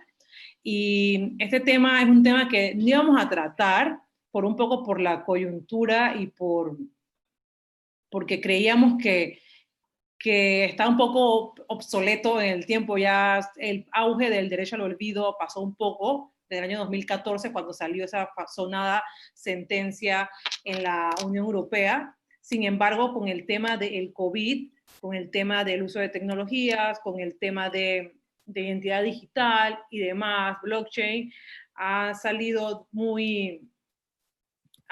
como otra vez a relucir, y me pareció interesante que Mauricio, que es de Costa Rica, que es el primer país en América Central que ha regulado el tema de la protección de datos personales y que tiene una autoridad que se dedica a velar por la protección de datos personales de sus habitantes, nos hable sobre el tema.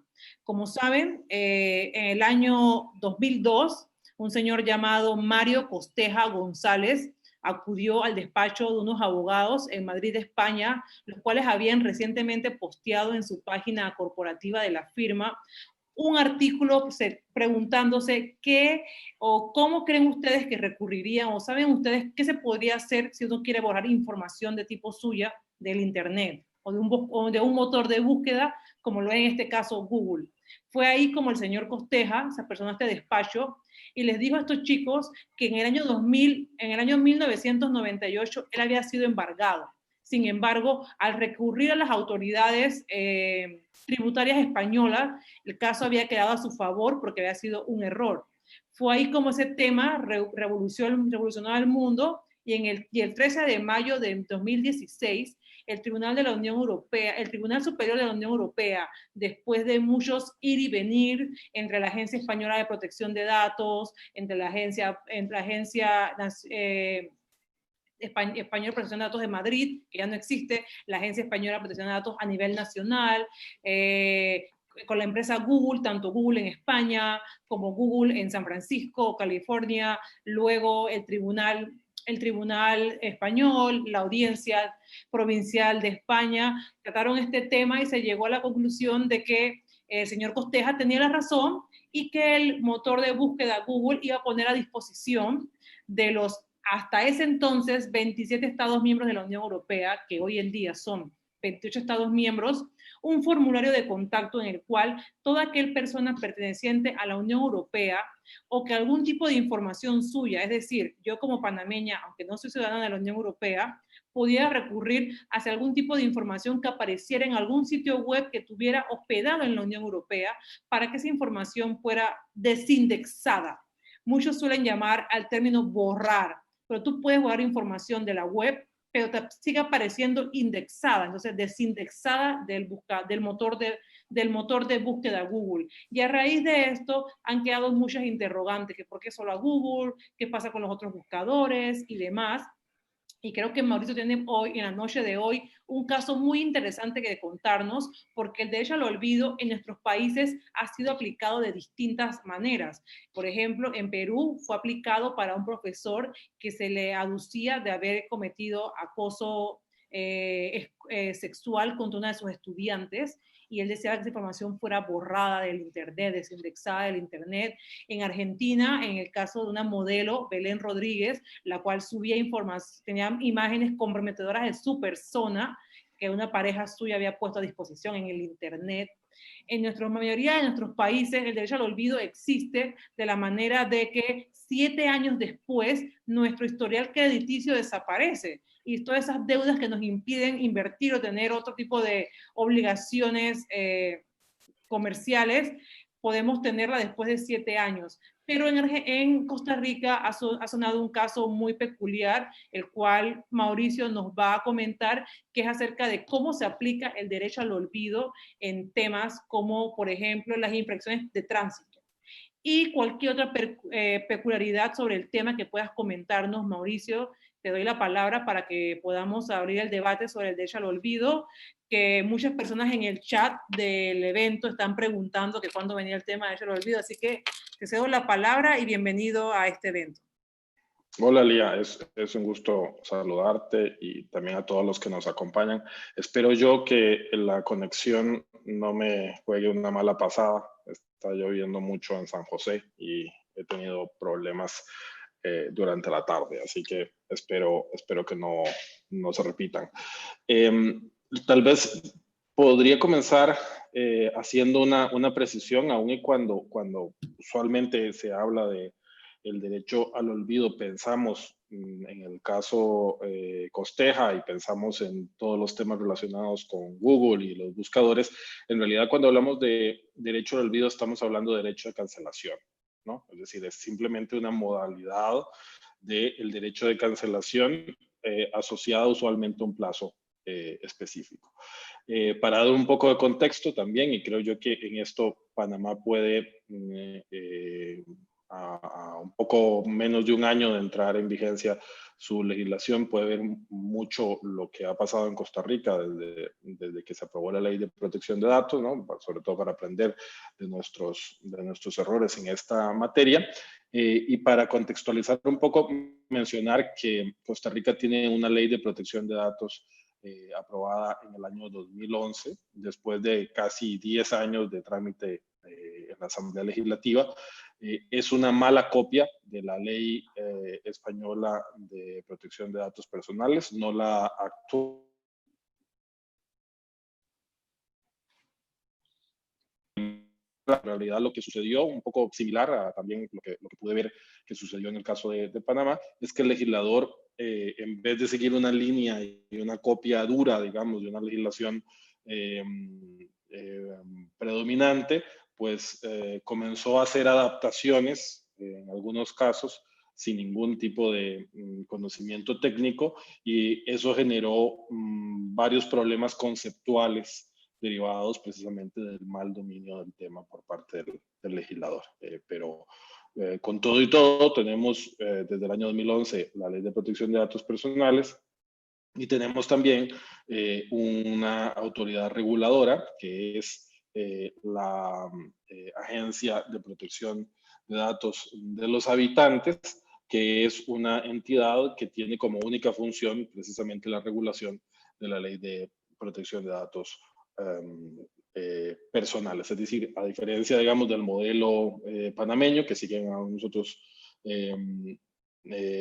países de América Latina de concentrar en una única organización los temas de transparencia y los temas de protección de datos personales. En el caso de Costa Rica tenemos una entidad exclusivamente para el tema de protección de datos, porque no tenemos tampoco una ley de transparencia, no hay una autoridad de transparencia como tal, ¿no? Pero nuestra ley, curiosamente, no regula el derecho de cancelación, que ahora los europeos le llaman de supresión, ¿no? Con GDPR. No se regula en la ley, sin embargo, una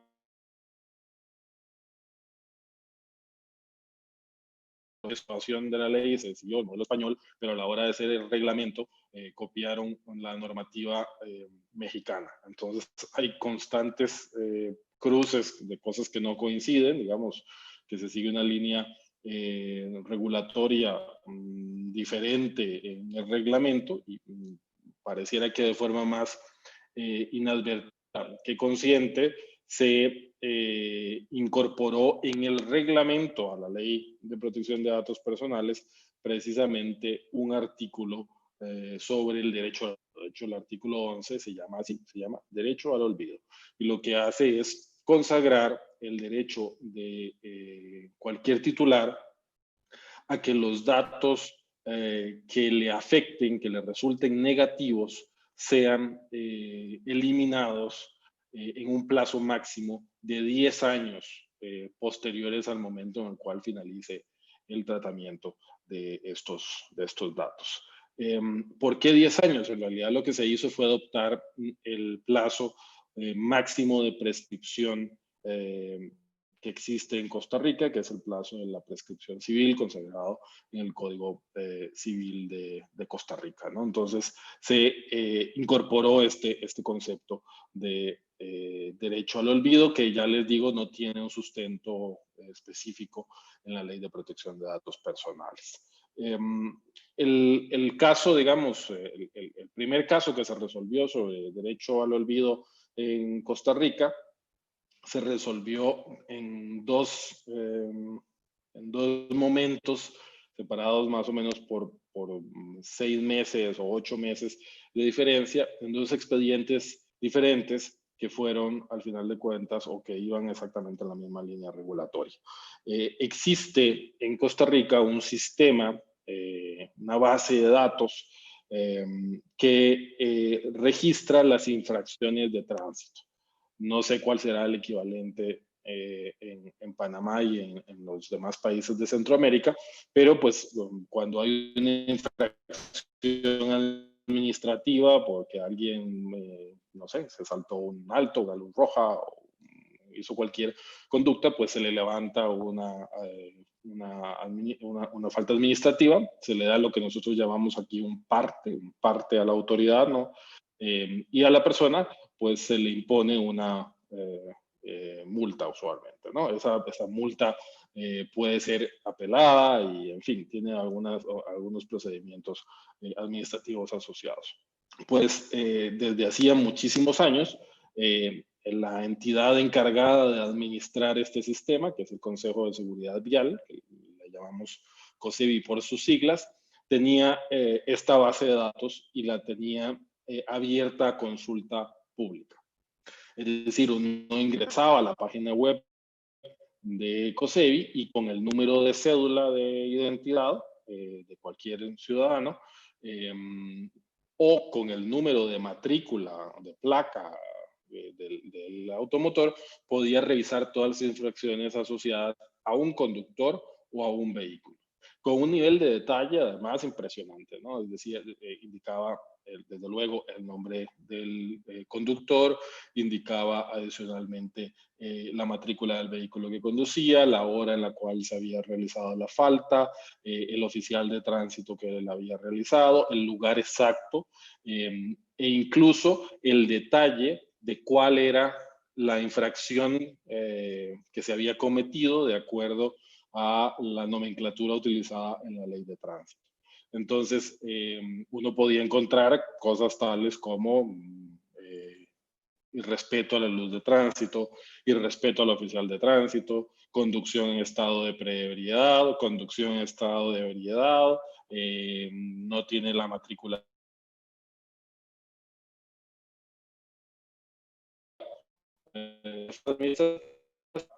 y detallada, ¿no? Entonces, era bastante utilizado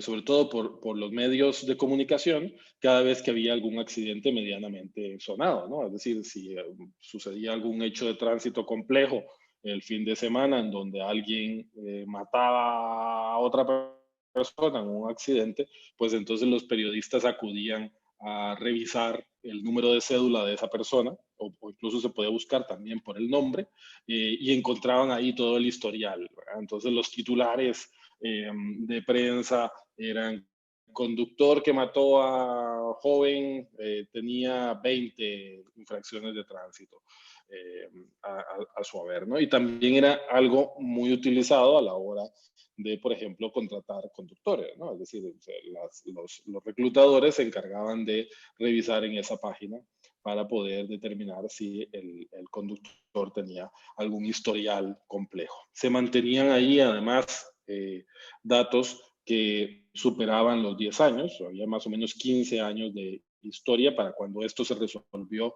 en el año 2016. Y pues ya les digo, era básicamente un sitio abierto sin ninguna necesidad de autenticarse o de identificarse para poder realizar la consulta, y se podía revisar los datos de cualquier persona.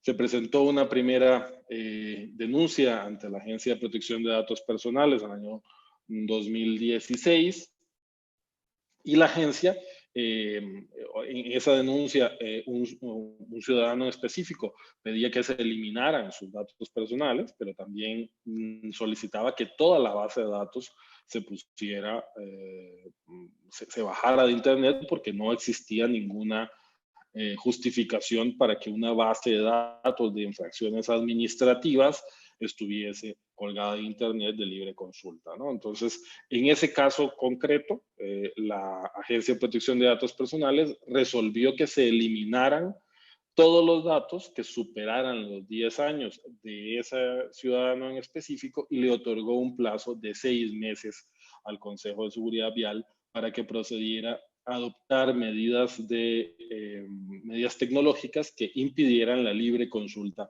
de estos datos, y que digamos, cada persona pudiera consultar sus propias infracciones y no las infracciones de cualquier otro ciudadano, ¿no? Entonces, en ese caso, el Consejo de Seguridad Vial, lejos de eliminar los datos de más de 10 años, eliminó todos los datos de ese ciudadano en concreto, y transcurrieron los 6 meses, como sucede muchas veces con las instituciones estatales, no pasó nada, no adoptaron ninguna medida de seguridad, y entonces a los 6 meses y un día se presenta una segunda denuncia contra el Consejo de Seguridad Vial por parte de otro ciudadano, y el resultado de esa denuncia es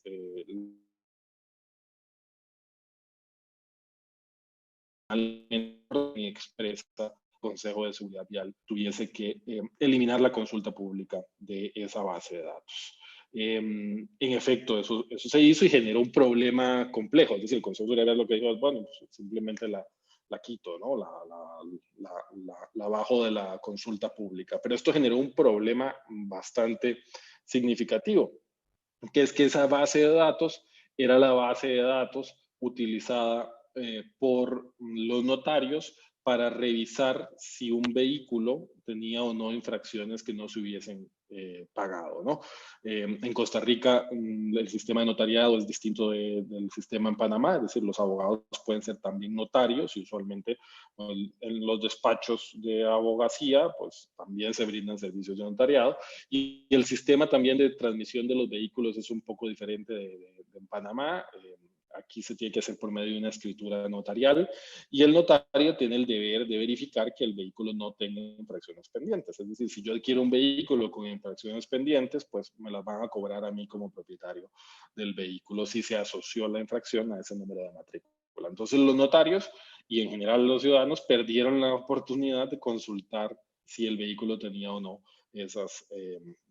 esas infracciones, y la única forma de resolverlo era yendo al Consejo de Seguridad Vial con unas filas considerables y una gran pérdida de tiempo para pedir esa información únicamente por parte del titular de forma física. Entonces, esto generó un verdadero colapso, digamos, en los servicios que prestaba esta organización, dificultó y ralentizó los servicios asociados con los traspasos de inmuebles y al final de muebles, y al final de cuentas se terminó adoptando la decisión de volver a colocar la página web en Internet, pero limitada a la consulta por parte de cada ciudadano. Es decir, yo puedo eventualmente consultar en esta página web todas las infracciones que estén asociadas a mi número de cédula de identidad, que es el mismo número de la licencia de conducir, o puedo también consultar las infracciones que están asociadas a un vehículo, a un número de matrícula, pero sin mayor información más que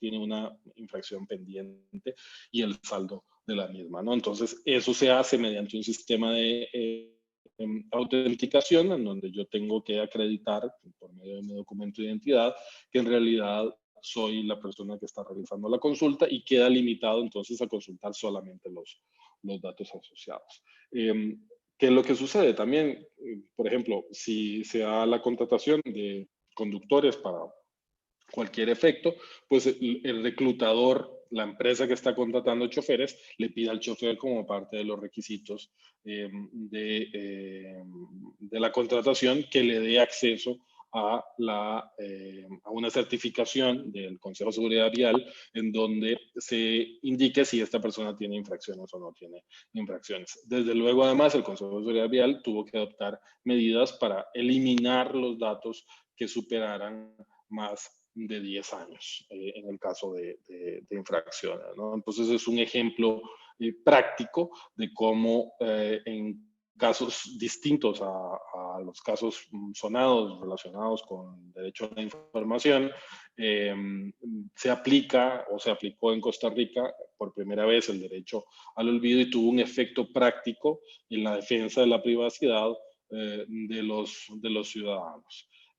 Ahora bien, esta norma, que además de no tener sustento en la ley, pues también deja por fuera algunos otros casos. Este mismo año, a inicios, se conoció un caso en donde la Agencia de Protección de Datos le ordenó a uno de los principales medios de comunicación del país, de prensa impresa, la eliminación de un registro que resultaba negativo para una persona que ejerció su derecho al olvido,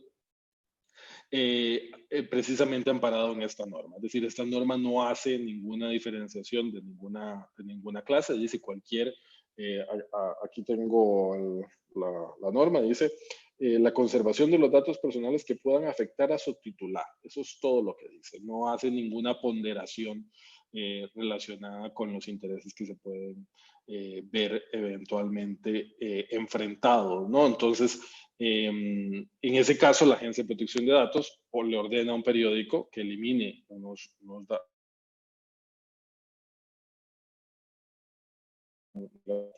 para el titular, en lo que se entiende es un problema ya relacionado con el derecho a la información. Entonces, en ese sentido, la norma, yo presenté hace unos meses a la Asamblea Legislativa un proyecto de ley de reforma integral de la Ley de Protección de Datos de Costa Rica, que va un poco en la línea del Reglamento General de Protección de Datos Personales, con algunas matizaciones, y incluí en ese proyecto una norma que va en la línea de la Ley Española de Protección de Datos Personales, la nueva, que establece, primero, regula el derecho al olvido como parte del derecho de supresión, ¿verdad? Pero establece además excepciones al derecho al olvido. Esa norma en específico, por ejemplo, habla de los supuestos en los cuales se puede ejercer, pero tiene una excepción expresa, que es que no se aplica para ejercer el derecho a la libertad de expresión e información. En el caso Costeja también recordarán o menciono que un poco la defensa que se daba por parte de los buscadores o el buscador que estaba siendo directamente demandado era: yo lo único que hago es indexar la información que me presentan los periódicos, ¿no? Es decir, o sea, si usted le quiere pedir a alguien que elimine esa información, vaya usted, pídale al periódico. Y el Tribunal Europeo de Derechos Humanos hizo una aclaración importante, es decir, los periódicos no tienen la obligación de eliminar estos datos. Quien tiene la obligación de eliminarlos es el indexador. Es decir, la indexación es una actividad de tratamiento autónoma que puede ser regulada, y entonces la disposición que se dio fue: elimine la indexación, pero el periódico no tiene por qué eliminar la referencia. ¿Por qué? Porque es una colisión de dos derechos fundamentales. Es la colisión del derecho a la privacidad con la colisión del derecho a la información. Y en ese caso, el Tribunal de Derechos Humanos de la Unión Europea estableció que ante esa colisión de intereses fundamentales priva, desde luego, el derecho a la información por encima del derecho a la privacidad. Entonces, esa excepción que específicamente contiene la ley española de protección de datos personales, implementando el Reglamento General de Protección de Datos de la Unión Europea, pues es un poco en la línea que hemos planteado en Costa Rica que se debería de seguir para dejar zanjado de una vez esa discusión. Esas colisiones entre derechos fundamentales las estamos viendo también con todo lo que está relacionado con el COVID-19, por ejemplo, en donde hay una colisión no del derecho a la información con el de privacidad, sino una colisión del derecho a la salud con el derecho a la privacidad. Es un tema no zanjado, pero desde luego pareciera que el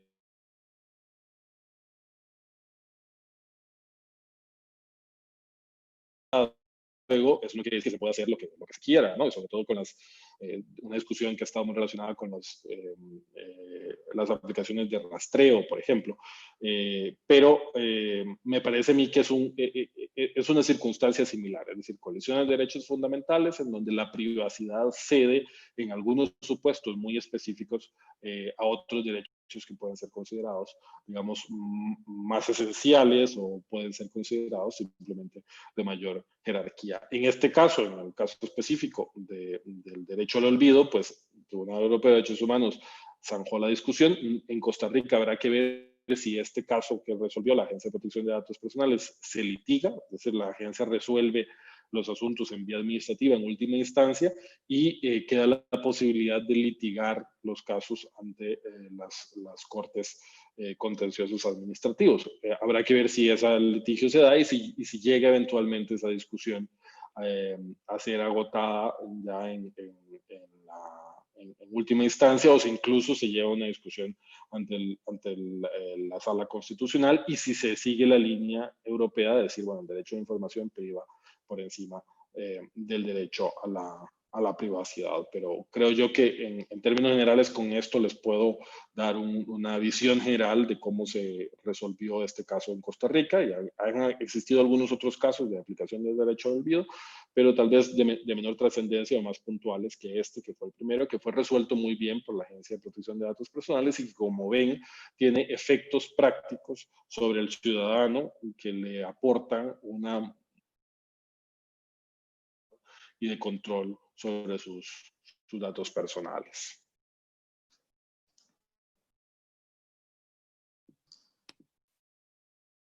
Muchas gracias, Mauricio, y muy interesante el contexto para que las personas que nos están acompañando la noche de hoy puedan ver las diferentes aplicaciones que se le dan al derecho al olvido, no únicamente tomando en consideración el caso de Mario Costeja en España, los típicos casos del historial crediticio en nuestros países de América Latina, el caso en Costa Rica sobre las infracciones de tránsito.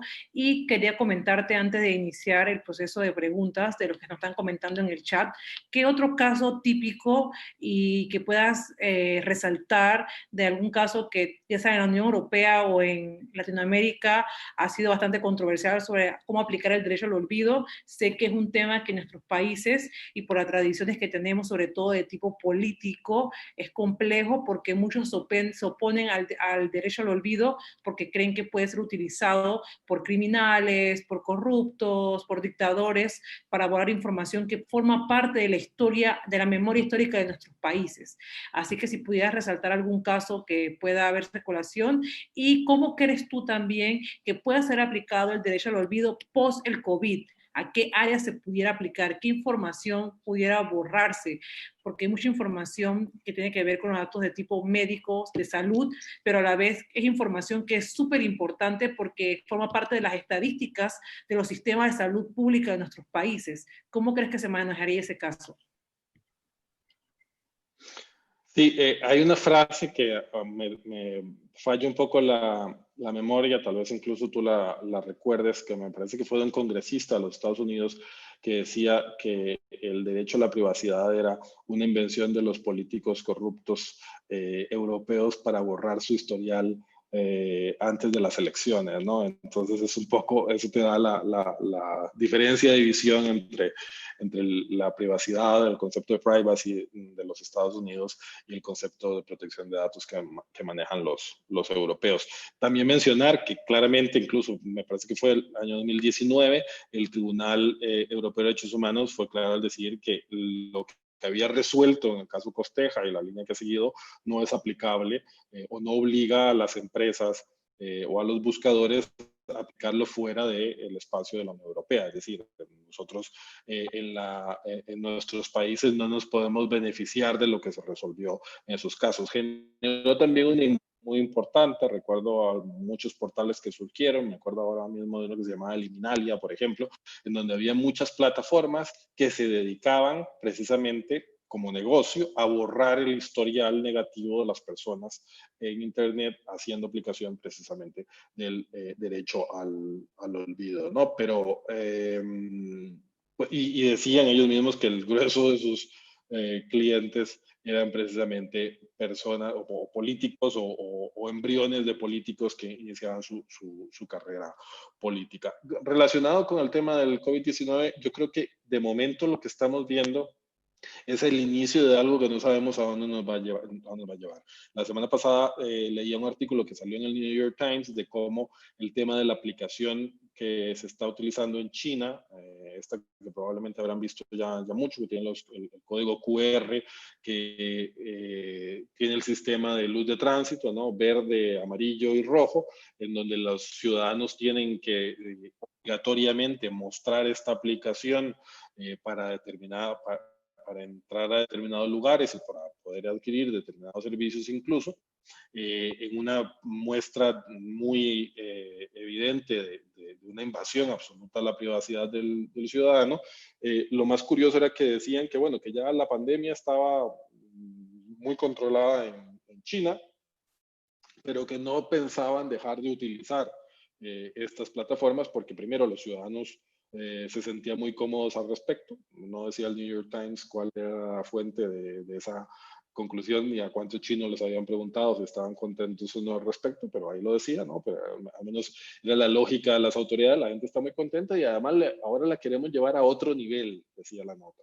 Ahora le vamos a añadir otras cosas. Ahora ya no es tanto el COVID, sino ahora es saber si usted fuma, si usted toma, si usted tiene una dieta balanceada, si usted hace ejercicio, ¿no? Entonces, básicamente lo que se quiere hacer es un score del estado de salud de los ciudadanos y eso puede llevar directamente a la violación de no solamente el derecho de privacidad, sino desde luego la denegatoria de determinados servicios.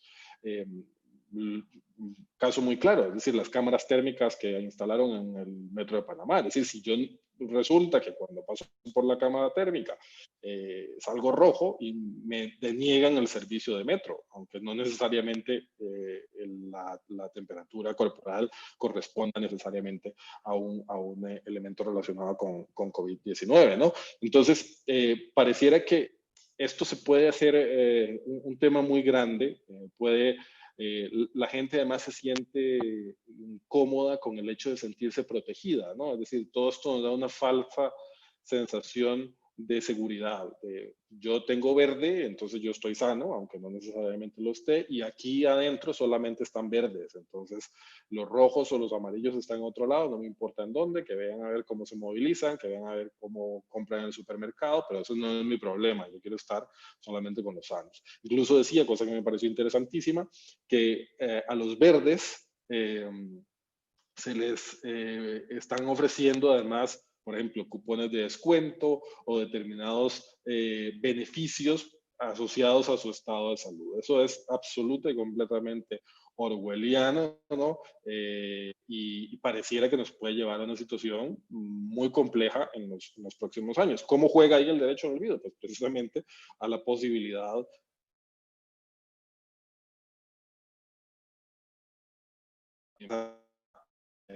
esa edad negativa, sobre todo además asociada al tratamiento en específico. Hay una discusión muy interesante que tímidamente se va dando en Costa Rica, que tiene que ver con precisamente qué hacemos con toda la información que las aplicaciones de rastreo de contactos nos van a poder dar, si realmente después, como creo yo deberíamos de hacer cuando pase la pandemia, si es que algún día pasa, alguien debería de tener un botón y eliminar toda la información asociada a estas tecnologías de rastreo, o hay mucha gente que dice, bueno, pero entonces, ¿por qué no la usamos para otras cosas? Esto nos puede servir, es un gran acervo de información y de inteligencia colectiva que nos puede permitir en el futuro manejar mejor otras pandemias. Entonces, hagamos algo para quitarle la capa de datos personales y anonimizar o pseudonimizar los datos. Pero ¿quién garantiza eso?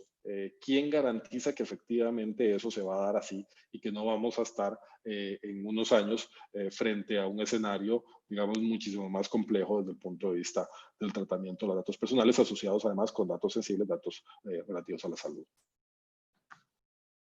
Genial, Mauricio. Tengo dos preguntitas un poco para concluir porque ya la gente creo que ya se nos está acercando el tiempo de cortar.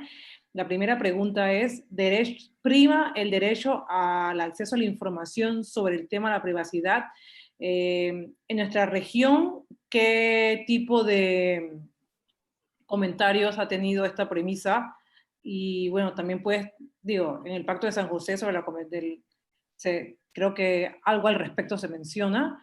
Y luego una persona pregunta, ¿cómo se entiende que el Tribunal de Justicia de la Unión Europea establece que la desindexación tiene un alcance territorial dentro de la Unión Europea, pero le da potestad a las autoridades de cada país de la Unión Europea a solicitar desindexación global? Sí, sobre el tema de la primacía del derecho a la información, sobre el derecho a la privacidad, pues esa ha sido la línea del Tribunal Europeo de Derechos Humanos, que me parece a mí es la línea que la mayoría de las democracias probablemente sigan. Es decir, o sea, usualmente hay límites que no se pasan y uno de los límites es precisamente la libertad de prensa. Ahora que se menciona el Pacto de San José, por ejemplo, justo se acaban de cerrar el plazo para que se presenten temas a la Comisión Interamericana de Derechos Humanos para que la Comisión los analice. Nosotros en ESIJA presentamos una gestión ante la Corte pidiéndole que uno de los temas que analice sea precisamente los alcances del derecho a la privacidad y a protección de datos personales, ¿no? Es decir, el concepto de protección de datos como derecho autónomo del derecho de privacidad es un concepto relativamente novedoso que no estaba contemplado en la mayoría de los instrumentos de derechos humanos. Entonces, esa separación del derecho de protección de datos con respecto al derecho de privacidad pareciera que es un tema en donde hay una oportunidad importante de desarrollo por parte de la Corte Interamericana de Derechos Humanos para que lo delinde adecuadamente, ¿no? Y la segunda pregunta con respecto a, sí, el tema de que las autoridades locales puedan ordenar desindexación global. No tengo suficiente información como para poderme referir a eso realmente. Es decir, lo que entiendo de la información que manejo es que efectivamente los ciudadanos europeos pueden pedir la desindexación, independientemente de su ubicación, pero sí la parte específica de que una autoridad europea haya ordenado la desindexación global, esa parte no tengo suficiente información para poderme referir a ella como me gustaría, así que declino de dar más datos.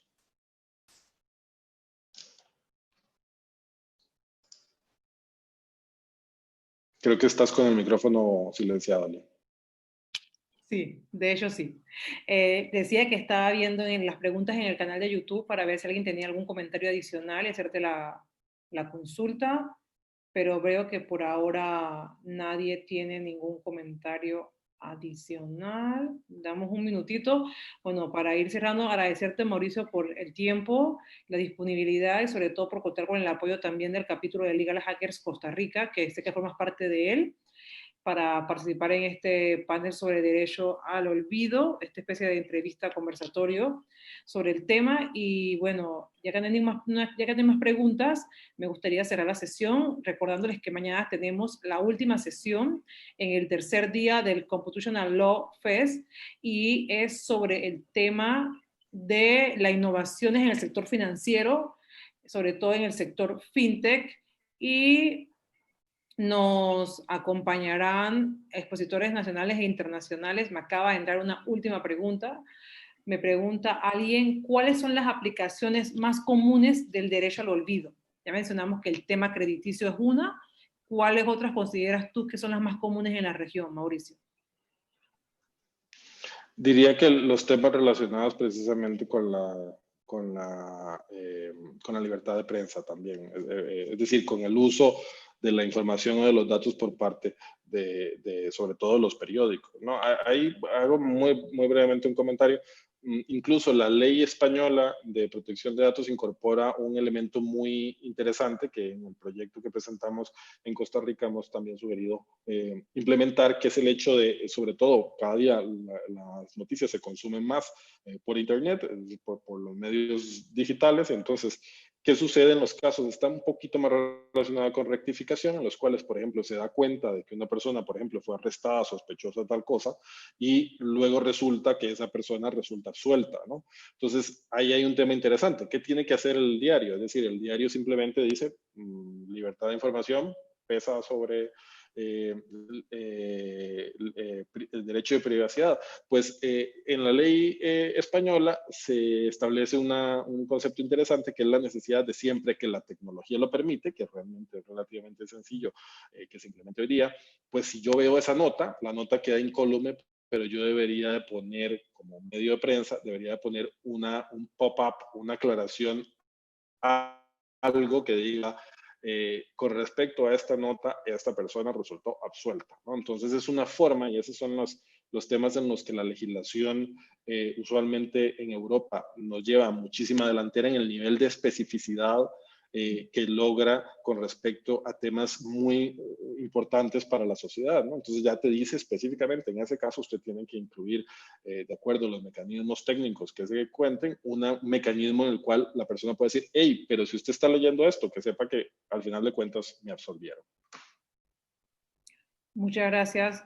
Creo que también el tema de la libertad de prensa y el tema de, sobre todo, el derecho al acceso a la información está muy también relacionado con la elaboración de políticas públicas en temas como, por ejemplo, ciberdelincuencia y cibercrimen.